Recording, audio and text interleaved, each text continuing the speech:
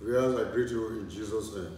The King of Glory will bless you and bless you forever in Jesus' name. Amen.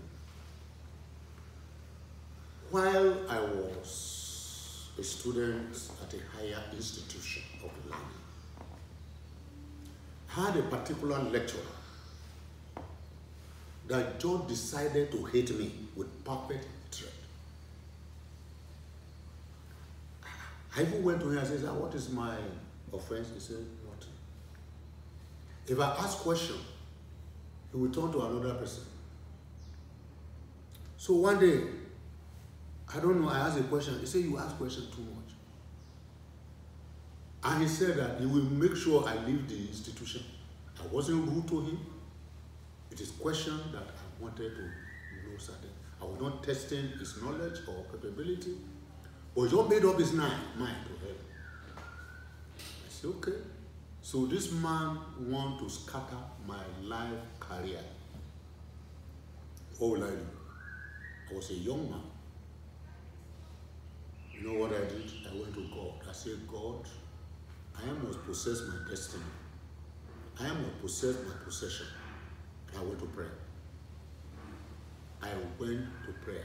I prayed. So, one day,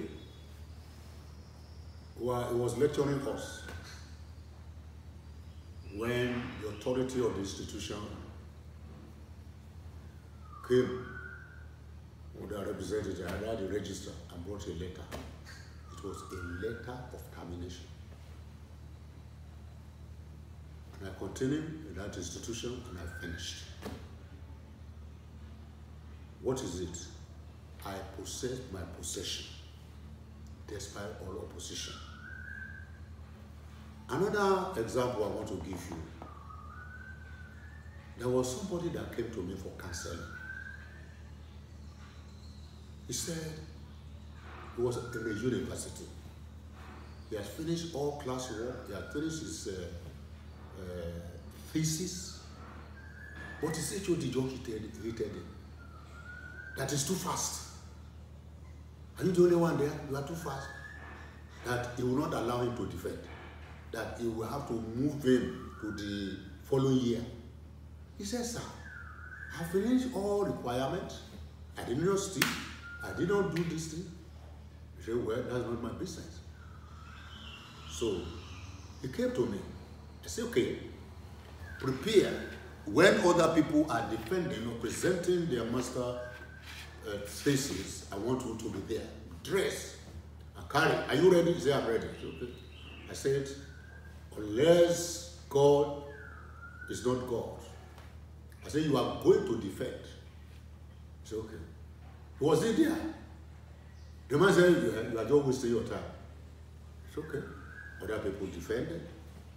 So then he was left. You know what happened? The professor, the oldest professor in the university was there. He said, what about this young man? They were telling a story. Has he not finished? He said he finished. Let's just hear him now. He said the HOD said this. I said, okay, let's go and meet HOD. Let this young man, let's hear him and see what he has to say. Has he not finished? He's finished. Okay. Did he devote? He said no. So he says he'll make a presentation. And he presented, and the whole professor present said, God, this is the best thesis in this master's thesis they have ever come across. And he was given his master's degree. He possessed his possession despite all opposition. Today, I want to talk about possessing your possession in recession. And I want us to turn our Bibles to the book of Genesis chapter 26. And I will read. He said, I will read from verse 1, Genesis chapter 26. And there was a famine in the land beside the first famine that was in the days of Abraham. And Isaac went unto Abimelech, king of the Philistines, unto Gerar. And the Lord appeared unto him and said, go not down into Egypt, dwell in the land which I shall tell thee of. Sojourn in this land, and I will be with thee, and I will bless thee, for unto thee and unto thy seed I will give all these countries, and I will perform the oath which I swore unto Abraham thy father. And I will make thy seed to multiply as the stars of heaven, and will give unto thy seed all these countries, and in thy seed shall all the nations of the earth be blessed. Because that Abraham obeyed my voice and kept my charge, my commandment, my statutes, and my law. And Isaac dwelled in Gerar. Now, what we're talking about, possessing your possession in recession.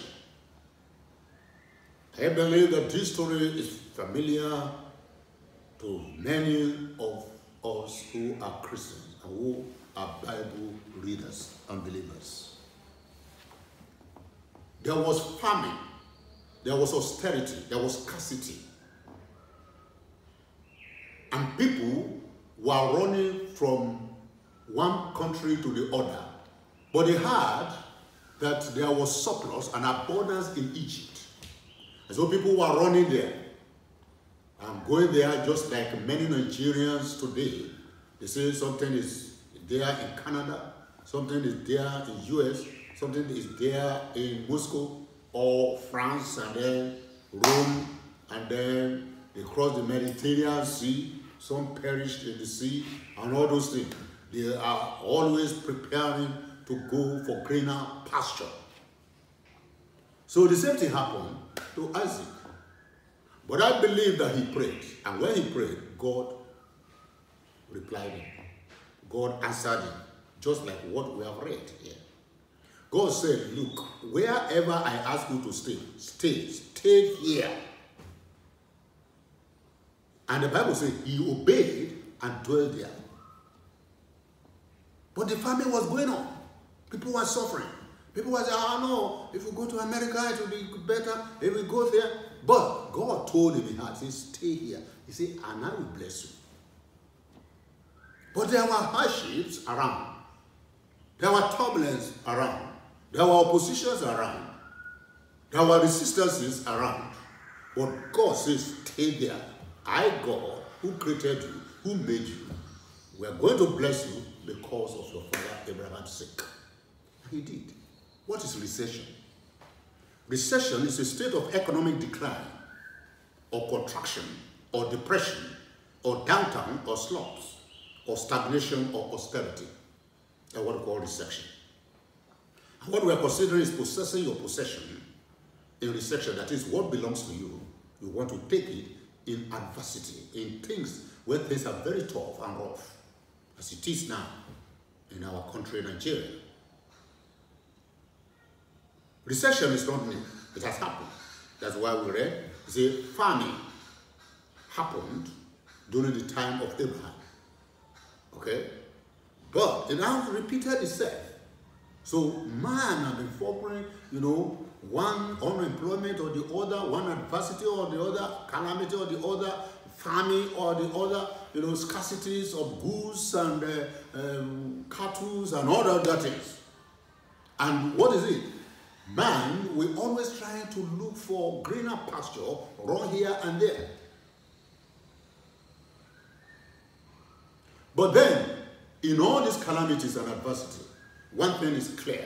God has always kept and protected and guided and made adequate protection and provision for his own people.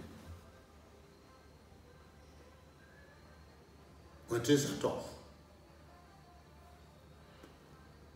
Now, what is the process if you want to possess your possession? Number one, seek God's will, leadership, guidance, direction, and wisdom. I believe that Isaac prayed. That's why God spoke to him. I believe he was considering or making to move to Egypt and was praying and was asking God, do I go or do I not go? Many years ago, a young man came to me and said, Carl, that time I was living in the north. He said, I'm going to the southern part of Nigeria. He said, I learned that he want to start his ministry there. I said, why not north? Why not far, far north when things are tough? He said, no, Carl, no, sir. I don't want to struggle in life. I want to make it. I want to be prosperous. I want to do this. I said, did God tell you? He said, well, I believe God is honoring when I make up my mind for something, God will always prosper it. I said, okay. I said, go and pray about it. Then he now went to the southern parts to plant his church. And he labored for years and nothing came out of it. Then he came back to me. He says, I wish I had listened to you. I said, but I told you. He said, things are tough. This is what happened, this is what happened. And he came back. And by the time he came back, he was so depressed and frustrated. And after some years of ministry in the north, he was discouraged and despaired. He died. He died. So the first thing, you must seek God's will and leadership. If you want to possess your possession in recession, you must hear from God before taking decision. You must refuse to follow worldly principles, philosophy, and principles. You must.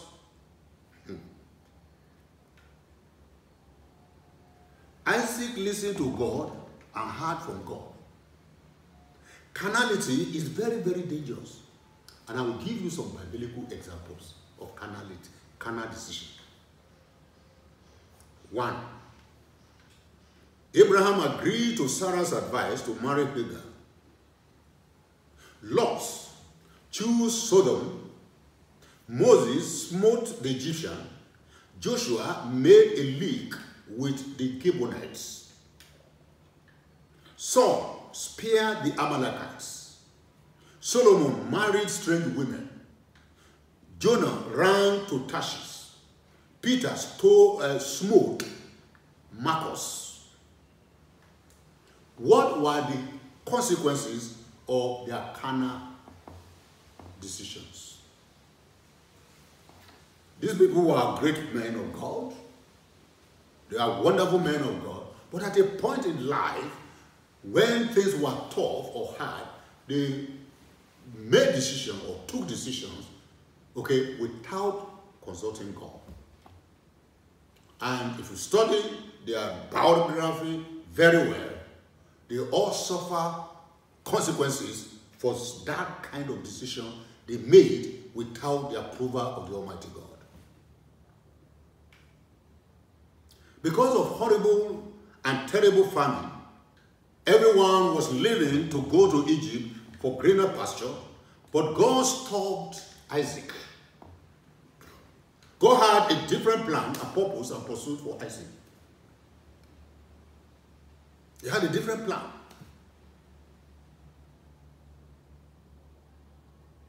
So, what are we to do when things are tough? When things are very rough? When there's no 1 naira in your bank account? When there's no money to pay your children's school fees?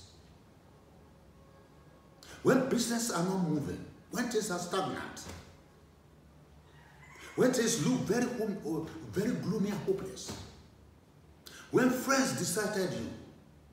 When brothers are forsaking you?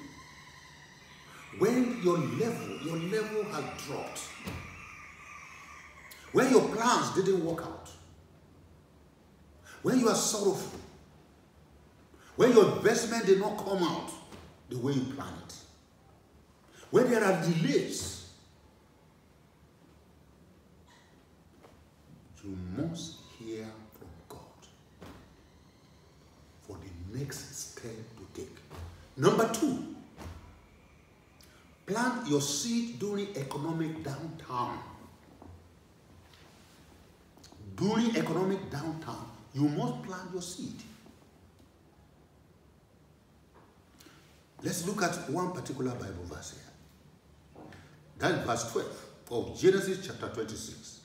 Then Isaac sowed in that land. Which land? Where God asked him to stay.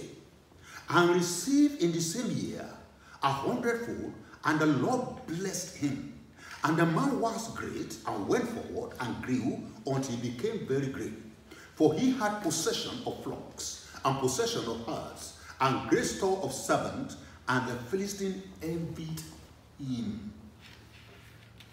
What was the secret? He obeyed the voice of God. He obeyed.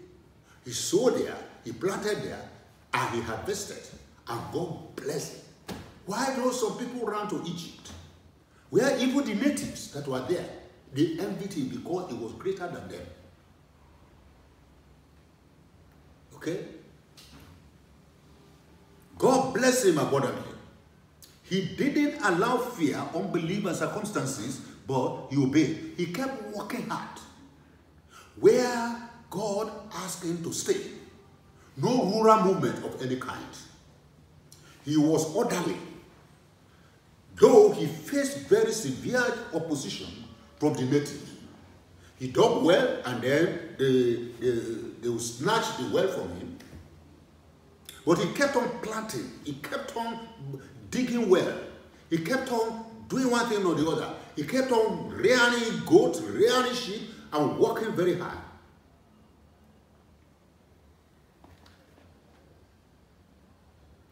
Anytime you hear something, authority in Nigeria or something, oh, where will I go? America. Visa, visa, people are looking for visa, people for Canada, one are looking for this one, this and that and that. I used to laugh.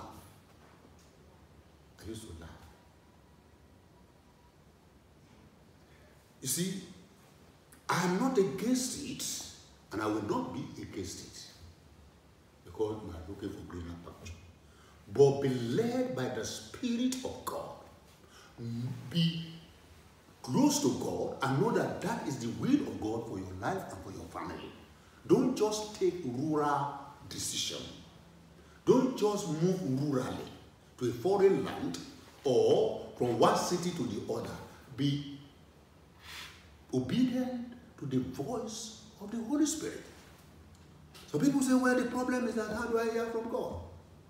It's as easy as possible. Very, very easy. You see, it's because you don't spend time. Your friend will advise you. Daniel will advise you. This one said this one. This one said this. No, they say the same. They keep on saying, and you are keeping following people. Now, I understand many people who left to England, left to Canada, left to Moscow, left to Spain, left to Paris, left to United States of America. Today they are rushing back. Why? Coronavirus. It's killing. Okay? It's killing. Then now ask yourself, before they left the soil of this country, what happened? Did they ask God? Were they led? Look, in difficult situation, in hardship, the just shall live by faith in God. What do you have for me to do? That is the question. The just shall live by faith. Impulses, emotion, and feeling and pressure. Delay should not determine your decision for your future. Let God determine your future. Say, I've been young and now I'm old. I've never seen the righteous forsaken, nor seed begging bread. When things were tough, what did Daniel do? Daniel kept on praying, kept on fasting. Even when they made a law against his prayer life, 3 times a day he prayed, and he was caught. He was arrested because he was a prayer man. I couldn't do without prayer. He was ready to die for what he believed, because he knew that he was talking to the everlasting God, the God of Abraham, Isaac, and Jacob. He did not say, because of this, then let me run to Jerusalem, let me escape, Operation Escape for your life. No, he didn't do that. He listened to the voice of God. And because he was closely related to God, with all the plans of the enemy, of the adversaries, what happened? God Almighty closed the mouth of the lion in the lion's den. And those who planned and plotted against his destruction, they were the ones destroyed. The same thing happened to Haman. Haman, when Esther went to God in prayer and mobilized people to pray and fast, God turned it around. Haman was the one that was killed, hung on the gallows, and his dwelling place and his palace or his empire was given to Esther. Go and read the book of Esther. God reversed it. So when there are difficulties, the first person to do the first thing to do is to consult the Almighty God. I say, God, what do you have me to do? So you don't move rurally. In most cases, those who talk and criticize, people will say, no, the man is not intelligent. The man is this and this and that. Most of people who are professional critics, okay, ask them. They are not achievers. Okay? They are not achievers. Those who are busy working here and there, they don't have time to criticize or to be talking about this one or backbiting and gossiping. No, they don't have to. They are busy possessing their possession. And that is what God wants us to do. Okay? Isaac concentrated on what he knew what to do best. He kept on working hard and he was focused. He was very, very patient, laboring, and God was blessing him gradually. Some people are so much in haste or in hurry. Okay? And the Bible is clear in the book of Proverbs. He that maketh haste to be rich shall come poor. That's what the Bible says. You see? It says, weeping endure to the night. Okay? But surely there will be joy in the morning. You must be at the center of the will of God. Don't go and be comparing yourself with this and comparing yourself with that. God has his own divine program for individual. He has his own syllabus to run, and that is running even for you and for your family. Okay? Our God is God of plans, purpose, pursuit, and objectivities. So he wants to deliver you from recession, from adversity, from poverty, from famine, from austerity. Okay? But first and foremost, you must know his will. What is the perfect will of God? Isaac kept on digging another well. He dug this well, they closed it. The natives, and the people there, they were opposing him. But he knew that that is where God asked him to stay. And eventually, look, if you study the word of God very carefully, you will see something that happened. And then, look at what the Bible says here. Okay? The Bible says something here. In verse 22, and he removed from thence and dig another well, and for that they struck not, and he called the name of it Rehoboth. And he said, for now the Lord has made room for us, and we shall be fruitful in the land. Okay? If you read, they were striving with him, this one complaining and this that. And they got the point. And then the people were tired and said, let's leave this man alone. Okay? And God really blessed him.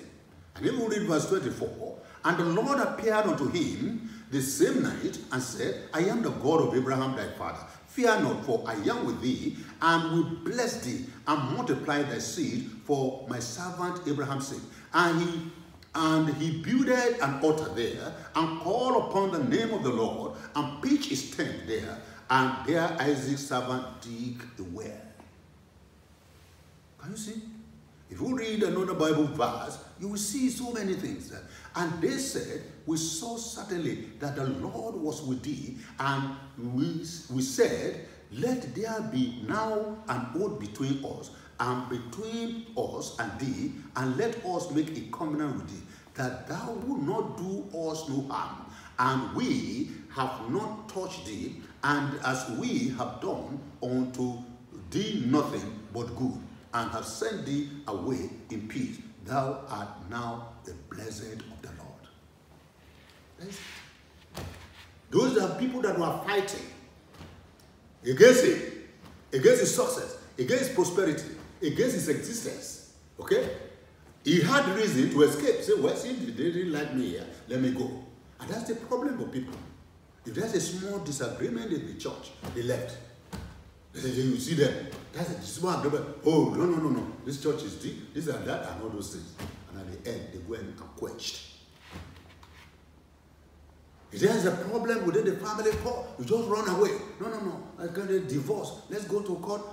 No, you see, problems are meant to be solved. There must be reconciliation. There must be a way. There must be perseverance. Okay, are you a student? I say, that professor did not like me. This one didn't like me. Keep on. Don't give up. Are you a farmer? Keep on farming.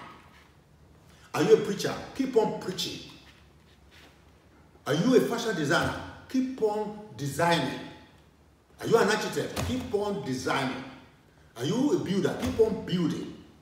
Are you an estate valuer? Keep on. Push. Be consistent. Don't give up. Whatever profession you find yourself, the Bible says, whatever your hand finds, do it with all your heart, with all your mind, with all your strength, with all your wisdom. Okay, but make sure at every stage, the God of heaven is in the know, as in the picture, and is guiding you and leading you. So, how do we live in a recession? It's very brief. 6:12. The kingdom of heaven and all other things will be added unto you. Listen to the voice of the Holy Spirit. Work very hard. Dig another well. Don't quit. Don't give up easily. Pray and fast like Daniel.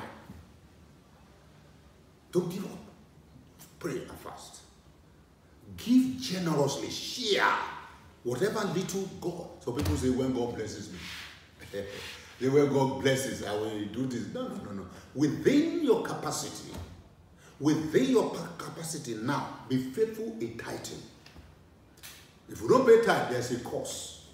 Don't let people deceive you and say, well, tithe is an ancient doctrines and teaching and dogma. That's not true. I believe in practicality. Maybe because of my background as a mechanical engineer. Okay? You see, when you don't pay tithe, devouring spirit, try it. Stop paying your tithe and see what is going to happen to you. You'll be recording wastages. And devouring spirit, if you're a child of God. But when you begin to obey the word of God, give out generously. Support your pastor generously. We are networking together. We are working together. Support your leader faithfully. Don't allow distraction. Be focused, be sincere, be transparently honest. Do what is right. Sow into the life of men of God, women of God. Assist them wherever possible. Do something good. Help the poorest of the poor. Help the widows. Help the fatherless. Feed the hungry. Clothe the naked. And see what God will do. God will also clothe you. He will also prosper you. Okay? And don't observe the wind when sowing or giving. Don't observe the wind. You say, this and that, they're complaining. I don't have enough then, and I'm going to give to others. Yes, that's the right time to give. The Bible says, they that sow in tears shall reap in joy. God bless you. Let us pray. Are you here and you need something from God? Or you are actually at zero level? Okay? You are at a zero level. Everything, you're almost giving up. No. You don't need to give up. Just pray this prayer after me. Say, Lord Jesus, I am your child, I am your servant. I know in the past I've made decisions without consulting you. And I'm sorry and I ask for forgiveness. But right now, oh God, let there be a new beginning in my life. Guide me as you led Isaac and he obeyed you. He dug another well and another well. And he sowed, he planted, and he harvested in abundance that people even envy me. Lord, bless me in such a way that people will envy me. Take me to the peak of my life destiny. In my life journey, let me not be a beggar. Help me, oh God, that basic needs, that I will also operate in abundance and be helpful to others. And give me a general heart and a general spirit.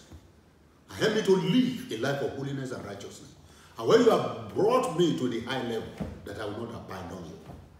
And give me peace and good health, including my children and members of my family. Thank you, Holy Spirit. In Jesus' name.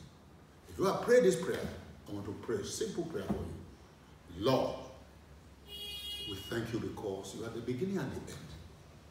And anybody that asks for mercy, you are always a merciful God. And that you have mercy upon all of us, that we will be able to possess our possession in recession, in adversity. That God, poverty will not destroy us. We will not beg. So help us, Lord. In Jesus' whose glorious and wonderful name we pray. Amen. God bless you. I love you. Make sure that our Holy Communion service that we hold August 3rd. August 3rd is Monday, 8 p.m. Holy Ghost, that is Lord's Supper. I want you to partake in this program. It's not denominational, it's interdenominational. And it's done through the Zoom, online. You prepare your own bread at home and call the members of your family and then tone, key, join us. And then we pray together and we use it as a point of contact for miracles and for signs and wonders in your life and in your family and in your community. God bless you. Bye for now.